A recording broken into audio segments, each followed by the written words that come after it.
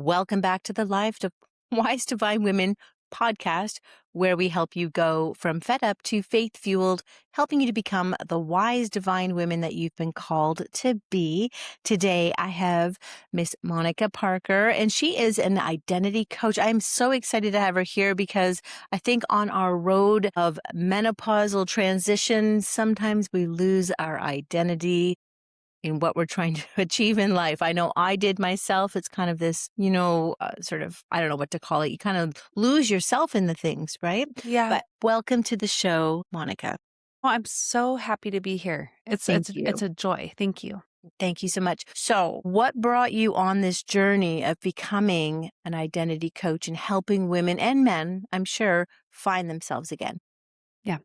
Well, I'm sure men are welcome to learn from me, but I've only worked with women as a coach, which is really what my passion is to help women feel like themselves, to be themselves again, to feel like they are making progress in their lives and all outside of the all or nothing pendulum swing that we tend to ride when it comes to anything self-help or wellness oriented. And how I got to that point is largely because of my own struggles. And I'm sure that's a lot of what has inspired your passion too, Dana, is just our own struggles put us on this path where we want to help other women who are facing similar things or to avoid those struggles altogether. And mine came with a couple midlife crises a little early. I tend to do things early. It's turning out I'm turning 40 on Sunday and I've already hit a couple midlife crises. So Yeah.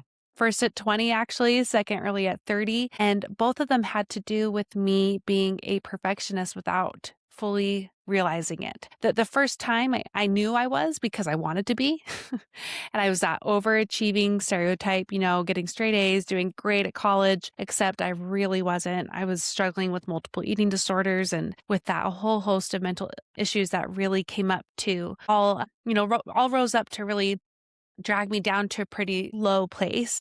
Hmm. And then I spent the next 10 years being really afraid of trying. I thought the only way to grow was that all. And I had paid a heavy, heavy price for that all, and I didn't want to pay it again. But Right. then I found I was also stuck at 30 and stuck because I'd been on the sidelines for years. And I had a great therapist point out to me that I was a perfectionist still, even as the underachieving kind. And that's what kicked off now, been about 11 years of deep diving perfectionism, what it really is, what it really looks like, how there's a spectrum, how it's not just this overachieving stereotype, but how no matter where you are on the spectrum, it costs you. And in many ways, it costs you the progress you're looking for. So the last Mhm. 10 years, especially, has been a big experiment on what does it look like to grow outside of the perfectionistic model. And that's what brings me here today. Wow, that's amazing. Can you dive a little deeper into what you mean by the perfectionist model? Like, what does that look like? I hear what you're saying. I can understand it. I know what perfectionism means. But what exactly, how do we identify that? Or how do we recognize sort of signs and symptoms that may be something we need to consider and, Hmm. use you as a coach to help us walk through this? Sure. Perfectionism can be a coping mechanism, especially those who have experienced trauma. For most people, even those who have had trauma, it's a misplacement of identity. It's placing our sense of self on our outcomes, whether we have them or we don't. And if that looks like you hustling, if it looks like you paying those big prices like I just shared, if it looks like success at all costs, if it looks like grinding, if it looks like self-discipline and willpower, and today's my day, and I'm the only one in charge of my life, that's part of it. A lot of shame is a part of it. And or if it looks like fear and procrastination, if it Hmm. could even look like laziness, okay, or lack of willpower. If you are placing your sense of self off of what you can or cannot achieve, then you are always setting yourself up to fail. And perfectionists believe a lot of lies. We believe that one, perfection is even possible. Two, we believe that the only way to achieve is all from all or nothing. There's no in between, there's no allowances for being human. There's no nuances of life accounted for. And, either that means we stay in that hamster wheel of it, or we stay on the sideline because we think I don't want to do that, or I can't do that, or I just got burned out from doing that. And I think if you're looking for signs of it, I would ask yourself to think about your own history Yeah. and times in your life where you feel like you have believed those lies that perfection is possible. The only way to grow is through that sheer grit, self-discipline kind of model. And ask yourself what prices you paid. Are there times where your relationship suffered, or your health, or your mental health, or maybe your spiritual well-being, or anything like that that you can think of that you were paying prices to being in pursuit of proving your worth? Mhm. And as part of that, the times where you have either burnt out and landed in the nothing place, or maybe you've been always afraid. How I would also think about, just in general, how much does shame drive what you do in a day? What's that inner voice like? If it's pretty shame centered, I'm betting you're a perfectionist, because perfectionists thrive off of shame, regardless of where they are on the spectrum. Right. Thinking of just like, how critical am I to myself? How harsh am I? Uh, how often do I start Monday? How often do I wait until Mondays or January 1st, or, those kind of Yeah. milestone There's always, moments "I'll do that tomorrow. to I'll do begin? that tomorrow." Yeah. That's right. And then Yeah. I would say one other thing too is it's surprising, cost of perfectionism is a disconnection. How disconnected are you from other people in your life? Do they get to see the real you? Do they get to really know you? Do you let people in? Do they get to see your weaknesses? And with yourself, do you trust yourself? Do you only look outside for other experts, solutions, plans, programs that are meant to fix everything? Are you afraid to believe yourself and what you think may be right for you or wrong for you? If that lack of trust is pretty prevalent, then that's also, I think, a big sign of perfectionism. So let's start there. Interesting. Yeah, that's a lot to take in. And Hmm. exactly. And it's interesting because, as you were speaking, it was just like, but it's hard to say if that was just me in, trying to catch up after raising children, or is Yeah. it, well, in a lot of cases when you're going through a hormonal transition, it's kind of, you have to keep yourself on track, right? And you want to achieve these great things. And then it's like it becomes too much and overwhelming. Yeah. It's hard to keep up with things. So I can really recognize a lot of those character traits in myself. And it was hard to determine, like, is it just the hormones that make me disconnected, or is it Yeah. this perfectionism that's in place, that I feel disconnected with things, right? I'm sure there's a lot of things that play with that for For many sure. women, but I think that's a wonderful way to look at things, and especially recognizing it in sort of the younger groups when they're trying to make their way up the ladder and or be a successful entrepreneur.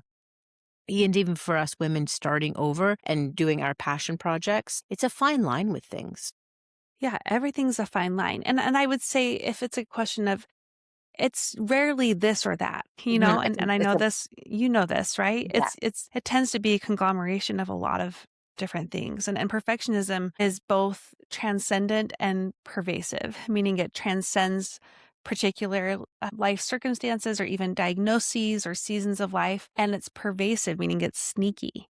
It's kind of just like this undercurrent to the waves you see on top. It may be driving a lot of behaviors. It may be exacerbating different things, including, where you're at with hormones or your life season. So it's less of like the one and only reason why you are struggling, and it's more of part of the reason.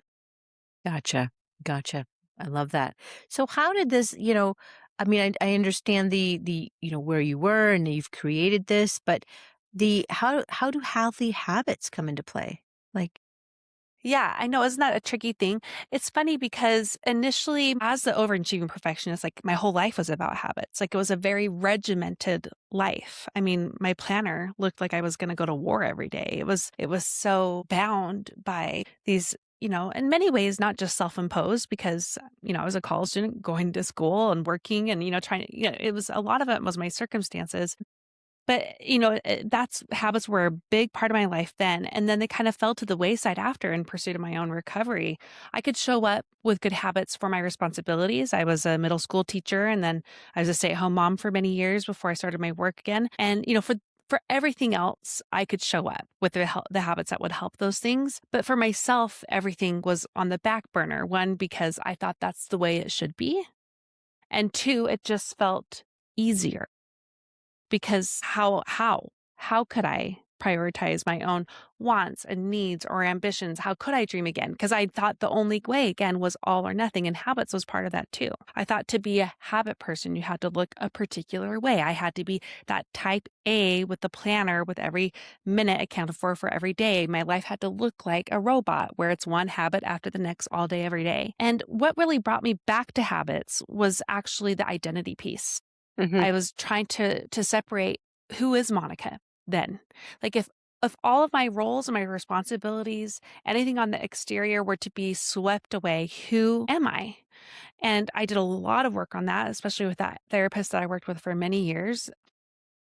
And that was great. I actually was healing in ways I hadn't. And, hand in hand with this whole experiment of like, what if I just told myself I didn't have to be good at something? I could try something. I could fail at something. I could be nice to myself instead of mean to myself to change. So that was kind of happening too alongside that identity piece.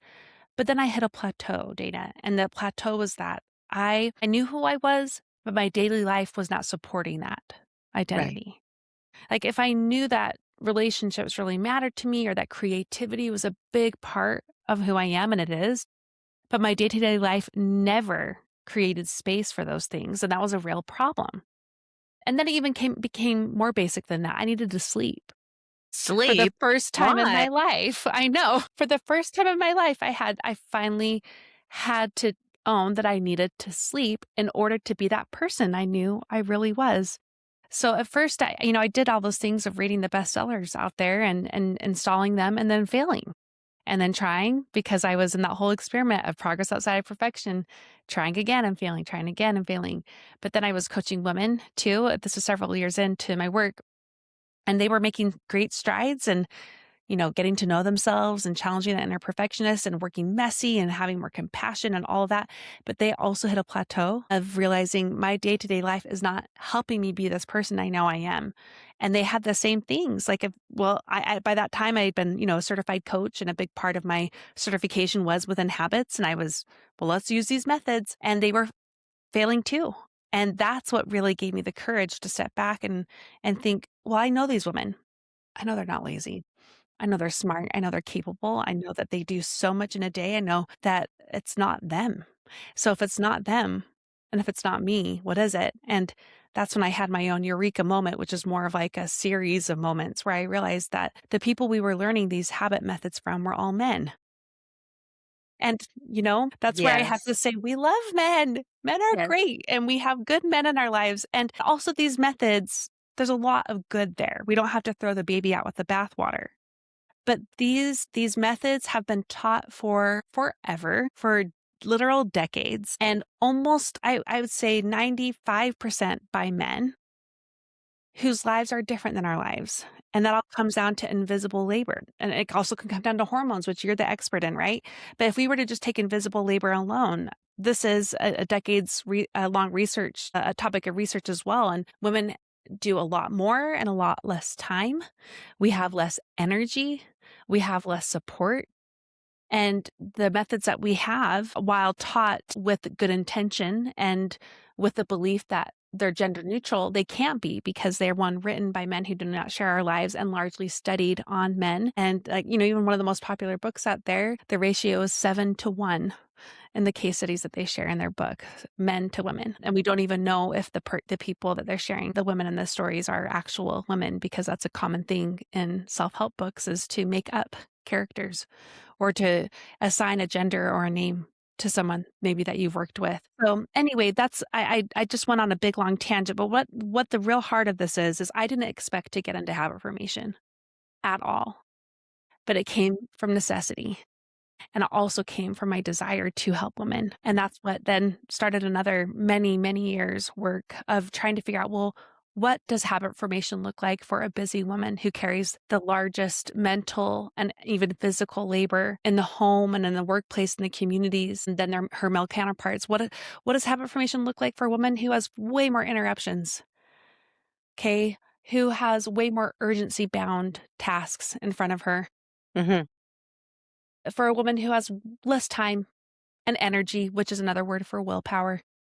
What does it look like? And The answer is what I've come to. It's called the sticky habit method, and I've been taught it for years. It's not just an anecdotal, like, here's what's worked for me, so it'll work for you. I've taught this to thousands of women. I've coached hundreds of women with using this model. And it works because it's not a all or nothing black and white model of Right. this is exactly A to Z how I'm trying to be like a man.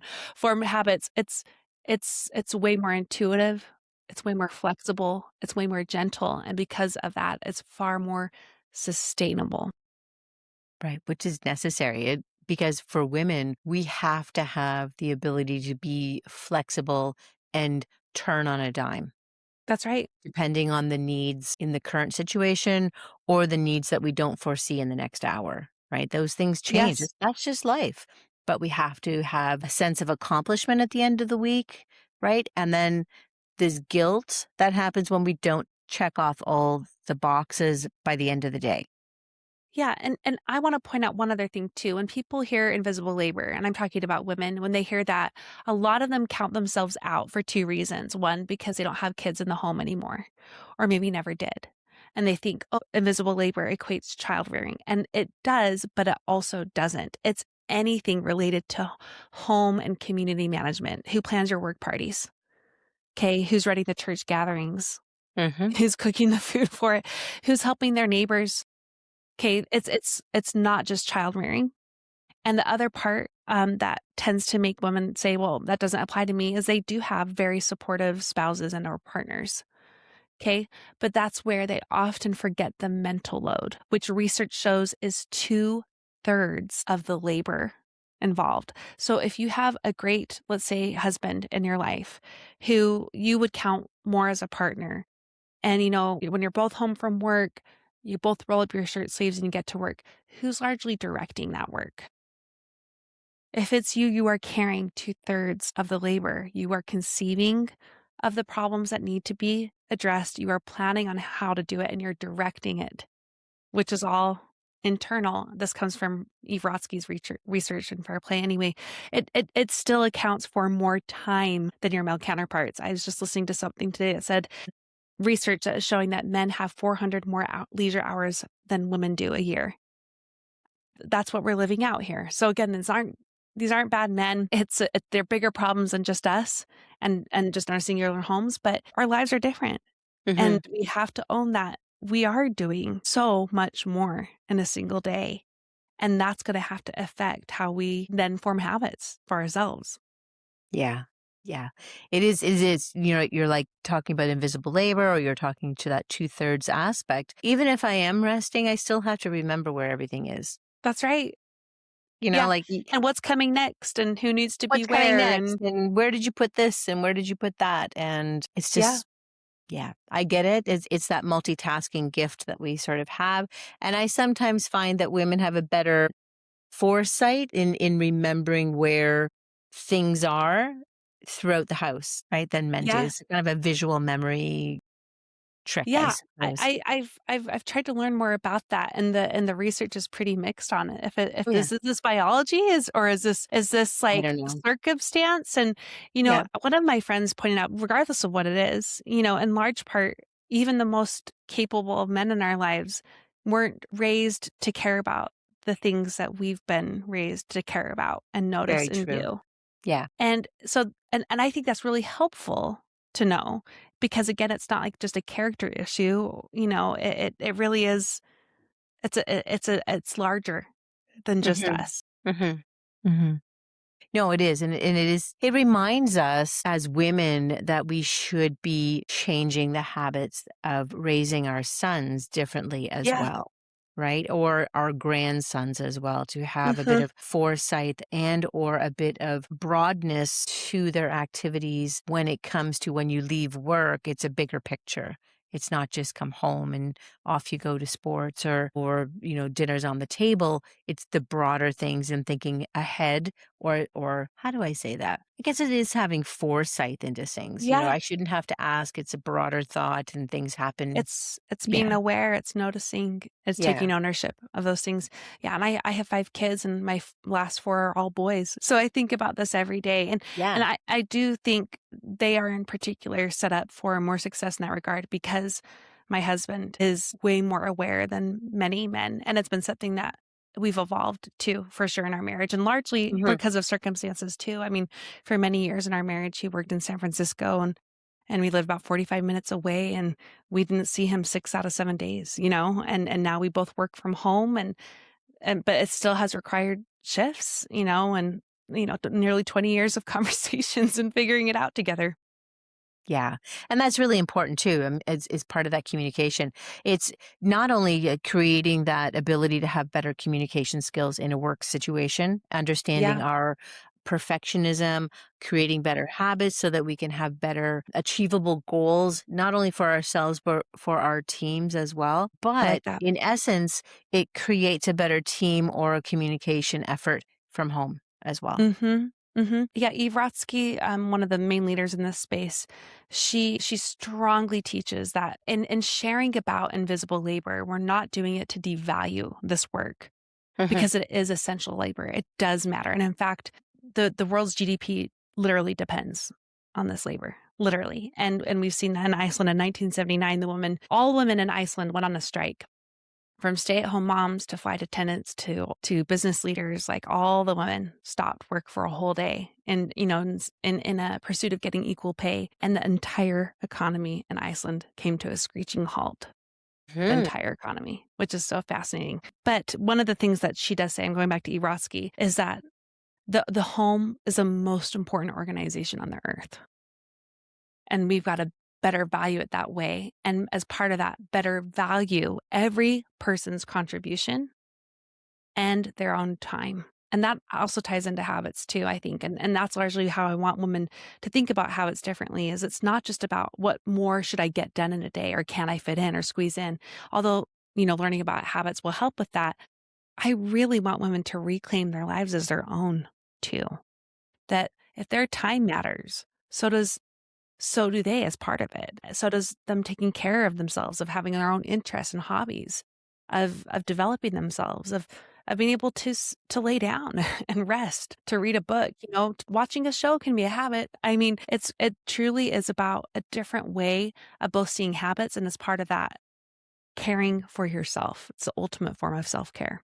Right, right. And that's one of the things that I talk about as well, in this sense that for women to really understand self-care, you know, taking time for themselves, doing lymphatic movement Mm, and doing breathing techniques, things like that. But if your day is not organized well, it's not going to work. And if you have a checklist that's an impossible checklist to do, yes. it's not going to work well either. And so creating better habits work hand in hand. And I never really considered it in that perspective. I'm just, whenever you can, take a breath. And whenever you finish the day, do some lymphatic work and, Yeah. always remind yourself of your greatness. But if they're caught in this perfectionism, then they're not going to be able to savor the moment or capture the essence of pausing for a Yes. second, because it has to be timed and it has to be, on the sticky note, and it has to be in the day timer.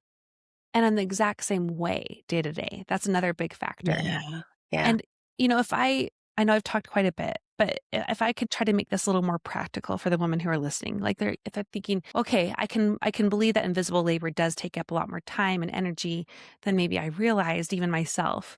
And that may mean I need to do habits differently than I've designed them in the past. Well, what does that actually look like? This is where I would start. A lot of how we view habits is that you think of this consistency rule. You have to be consistent, meaning you have to be perfect with them. You do the same habit in the exact same way at the same time, day after day. And when you're forming a habit, you do that for 21, 28, or 30 days, and then you have the habit. Voila. Well, on day 25, someone gets sick. Okay. Or day 17, baseball season starts, or you're having a real low day. Maybe you have a hormone crash, or you start a period or something like that, right? We have to redefine consistency, and then we have to design our habits to match that. So, consistency is not perfection. We're going to redefine it. Consistency is doing your best most of the time over time. Your best is not perfection. Your best is your true intuitive best. It's allowed to change day to day and season to season. Right. Most of the time, your target is more times than not, and you're playing the long game. That's overtime. So consistency, doing your best most of the time over time. Okay. With that, how do you actually form a habit? Think of one that you want. Maybe you want to do more movement. Okay, Mhm. that's one of the most common ones people want. Sure, you could do 70 hard. That's really popular right now. I don't know if you've even heard of this, but you could go Been do there, something done as that. crazy Yeah, as been that. there. Yeah. Yeah.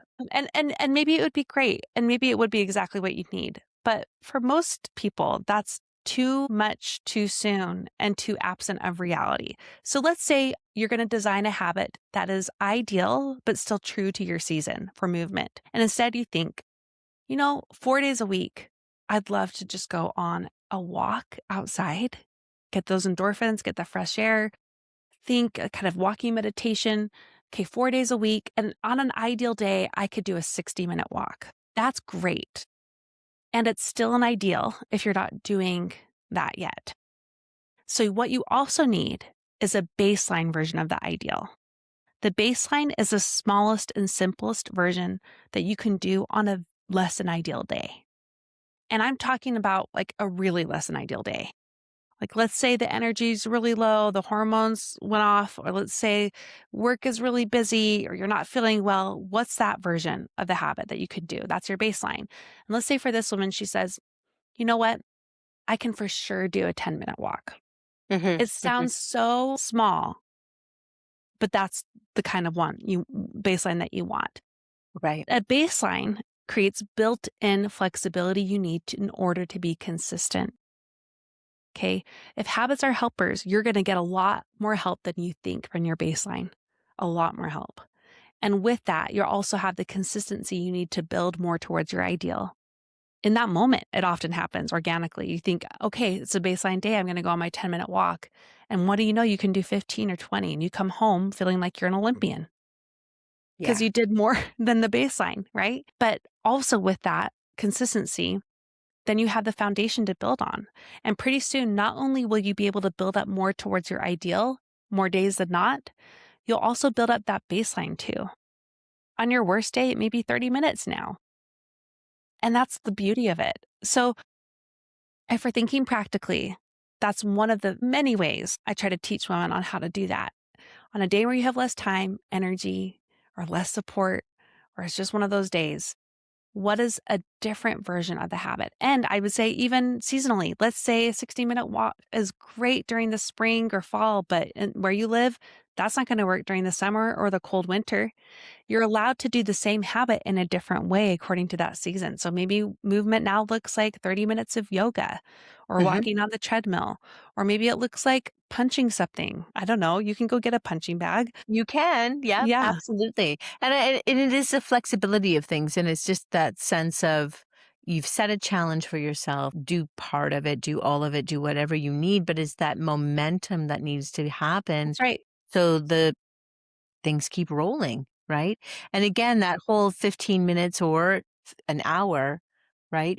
I even have them people love having the rebounder, right? The little mini trampolines because it Oh, yes. helps in so Yes. many ways. And they're like, I don't think I can get 20 minutes in. I'm like, okay, first off, you can't do 20 minutes off the hop. I don't want you to hurt yourself, Yeah. right? You're going to pull something. Exactly. But you can go on it 20 times a day for 1 minute. Right? So it's again, you're at least getting the momentum, you're building stability within yourselves, and people can't go just do an hour of Pilates. Terrible. It's hard. So you have to at least get walking, at least get stretching, at least start building that confidence within yourself that you're able to do it. An hour is a long time to go for a walk when you have a busy schedule. So I love how you've said, just get out for 10 minutes, just get out for 15 minutes. It will grow. Yeah. Yeah. Everything grows. And I also am going to go back to the the purpose of habits is not about productivity. Again, it can be part of that. It can be helpful to that. Habits' only job is to support us. Mhm. Their only job is to serve us. We don't serve habits, they serve us. So that means we're allowed to design them in ways that actually match who we are, our season, our wants, our needs. Right. And with that, even the baselines carry a lot of power. Like if I'm going to apply that to journaling, I had one woman who messaged me and she said, for years, I have wanted to be a journaler. And I always had this kind of marker in my mind. that to be a journaler, I had to write for 20 minutes a day. And she just thought 20 minutes sounds simple, but she could never do it. And then she gave herself the baseline of 5 minutes. And she said, Monica, not only for the first time in my life am I a journaler, I've actually discovered I only need to journal for 5 minutes. That's all I truly need. It's giving me Mhm. Mm. what I actually need from journaling. And you're going to find that about a lot of habits, I think. You don't need it to be as intensive with time or energy as maybe you think. We're kind of playing, we're letting other people's prescriptions set us up to fail. And instead, if we know habits are helpers, we can design them in ways we're making our own prescriptions. And Mhm. that Mhm. sets us up for a And lot I more think that success. the thing that I remind women also is that the activity has to bring you joy. Hmm. That is the biggest thing. If you think you want we've been told we need to lift weights to keep muscle and bone, but it does not bring you joy. It is Yeah, terrible. Yeah, then don't do it. To go dance in the kitchen. Right? Go exactly. jump on a trampoline, go for a walk, go for a swim, learn dancing. There's so many different things that we can do to increase our activity for so many health reasons, but in creating better habits for ourselves, this is separating ourselves and growing within ourselves, right? Well, and I'll just bring it full circle since we started with the identity piece. I really strongly believe that identity is a missing piece of the habit puzzle. And I think it's one of the biggest pieces. I actually think it's the board that the puzzle goes on. So much of how we do habits affects the way we see ourselves. And so much of the way we see ourselves affects the way we do habits. And it's kind of this chicken and egg scenario, whereas you're working on one, you get to work on the other. And that's what I found with another woman who always wanted to be a family history person and she could never quite get to it. And she had all these prescriptions that were working against her, and including these self-imposed prescriptions of I used to be able to do it this way and now I can't. So it doesn't count if I do anything different. Well, when she designed this family history time to actually work for her, and she had a baseline version of it too, and she knew she was playing the long game, that it was more times than not, it was overtime. She was in tears over her family history time because she's not only was consistent in the habit, it shaped the way she saw herself because for her entire life she thought she was a non-finisher. Her entire life. She thought she was a non-finisher. And now she was not only getting a habit that she'd always wanted, or that she had had at some point and then dropped off she was able to see herself as someone who followed through. Mhm, mhm. That is a big thing. The follow through and not finishing things or is a big deal for a lot of women because you just run out of steam. Yes. Right? And or something else becomes the bigger priority. And I really like that you've mentioned that sort of identity because we do not consider habit forming as an identity. And Mhm. nor do we nurture our identity in Yes. habits. But when you step back and look at the bigger picture, obviously the habits you're creating shapes your identity, but we don't consider it that way, right? Yeah. Well, and that's because all along, you know, we misplace our outcomes with our sense of self. So when our outcomes are failures, we adopt this mentality that something's wrong with us, that we're to Mhm, blame, that we are the failure. So if we're able to redefine a lot of what habits are and how they're formed, and if we're to do it differently, you're in for a wild ride internally. One, because you're challenging all these, different ways of former ways of doing things, the right ways to do things. And as part of that, the ride is this internal one of being, well, maybe I actually have always been this type of person all along. I mhm, just was set up mhm. to fail. Maybe I'm not a failure. Maybe the methods are failing me. Right. Right. It's interesting. One of the things that I was told in early in high school was that I'm not a very good writer. Right. Really? No, but I'm a great speaker. So I'll just go, I roll with that. Right. So it's, and thank goodness for AI because now it's just It corrects me and does those things. Yeah. But I think that is certainly a very limiting belief. And if I would spend the 5 minutes journaling or 2 minutes journaling and like I thought I would always do as well, I would have probably been a better writer. But myself, if I actually made time to journal, I would probably just talk it anyways. Right. Yeah, I mean, we definitely have different strengths, right? But at the Mhm, same mhm. time, in many ways, we disqualify ourselves from something that we wish we could Yeah. do because of that identity piece of being like, maybe I'm a bad writer's identity, or maybe it's even deeper, like I'm lazy, or Mhm. I don't like doing that, but Mhm. at the end of the day, you get to be the designer of Yeah, not just your habits, but of your life. And that comes back full circle again to what I was saying in the beginning is that's what we're doing here. In forming habits in these ways, we're also reclaiming our lives as our own. right. Which is the most important thing. I think at any age, it is one of the most important things is to really have that identity for ourselves and that sort of awareness and knowing our own goals so that we can be the best that we can be, not only for ourselves, our family, for the community. Yeah. In a lot of cases, it should be ourselves first, but we never consider that. So we always have to remember to keep our cup full, right? Mm-mm. Our cup Yes. needs to be full. So it's in these things. So where can people find you, please, Monica? Like this is really important. And I know so many women struggle with this. Where can people find you? Yeah. Thank you for the opportunity. Clearly, I have a lot to say Yeah. No, on my this gosh, we could topic talk in many forever. ways. I Yeah. really appreciate the time. Since they're already listening to a podcast, they should search for mine. It's called About Progress. And we have many, many, many, many, many episodes. Now, I think approaching 800 pretty soon here.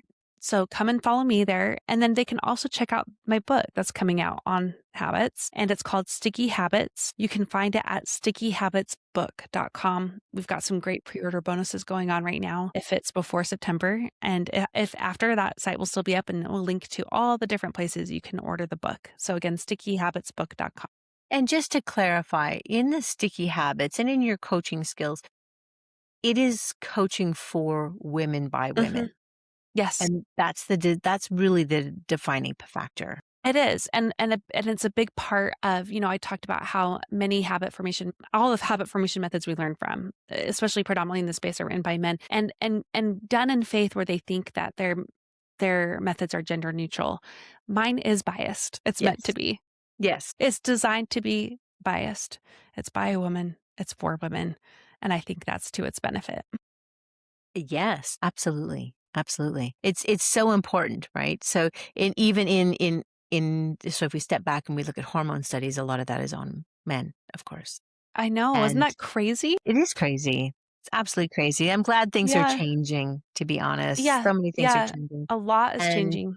a lot is changing, and it's for women like you who are stepping back and recognizing, like intuitively recognizing that there's a fault in something, and then how you can gracefully change it so that it is far more usable for Yeah, women, that's right? right. Like it's no diss to the other research, it's no diss to No, the other habits because that's what made the world. That's where we are, right? Like it's so much goodness, but there has to be a change because women listen differently, they see differently, they taste differently, they act differently. So I love it. The Sticky Habits book coming out thank soon, you. September. Yes, yes, Awesome. September is gonna be here sooner than I than I'm realizing, In a but yeah, flash, I know yeah, that. I mean, it's middle of June already, so I yeah. understand completely. I understand. So before I finish, or before we finish, Mhm. what is a word of wisdom that you've really held yourself true to? It's that we can change. I know that sounds so simple, but one of the biggest ways I've limited myself in my past is by believing that I couldn't change, that I was stuck, or that I was broken, or something was wrong with me. And that's something I started challenging, now 11 years ago, and realizing I'm actually a perfectionist. I got to work on that. A big part of it is I've been challenging that whole belief. And I've learned time and time again that we all can change at Right. any time, at any age. We truly can change. I love it. And age has no limit, right? Like this Yeah. is so important that we understand that it doesn't matter what age you are, you can create new habits, you can find a new passion, you can become a new person, you can learn a new skill. This just unbelievable. Like I think Yeah. in today's day and age, there's no limits, right? That's right. And I'll say I've been surprised as a coach. Most of the women I coach are usually 20, 30 years older than me. And I always love that because one, I think really cool when women are like, I can learn from other women. It doesn't, don't have to be in the exact same stage as me. I think that's really unique to us. But two, they do change. Mhm. It's truly never too late. I've coached a woman in her late 70s who changed in really dramatic ways at that Yeah, age. It's it never too is. late. I mean, because we're empty nesters or because, maybe we're a widow or because we've just finished a career and we still have lots of life left in us. And this There's is so where much. Yeah. yeah, and this is where we work on our passion projects or we work on something that we've been stewing on for years. So it's like you have time to do it. You have time to have a coach. You have time for someone to help you in creating it because we know better now, right? Yes, that's a big part of it too.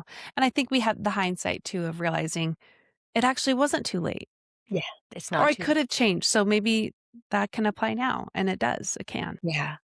Amazing. Honestly, we could talk for hours. I loved it. Well, I hope to have you Thank you, back Dana. again because I think you have lots more to share. Now, remember, Thank you. the podcast is called My podcast, yes, about progress. About Progress. And what is Hmm. the book going to be called? Sticky habits. That's just the Sticky shortened Habits. title. There's a longer subtitle, but we'll Yep. just say sticky Sticky habits. Habits. And everyone can find you at Monica Parker. So my name's Monica Packer. It Packer, gets sorry. sorry, it gets wrong all the time. So I usually don't even correct people. It doesn't matter.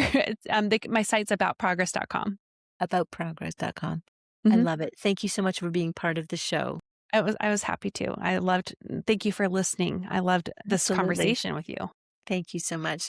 Well, thank you, everyone. All that information will be in the show notes. I have thoroughly enjoyed this conversation. I'm sure, hoping that you did as well. Please reach out. Please get into all that pre launch goodness before the book comes out. Thank you so much for being part of the show. See you soon. My honor.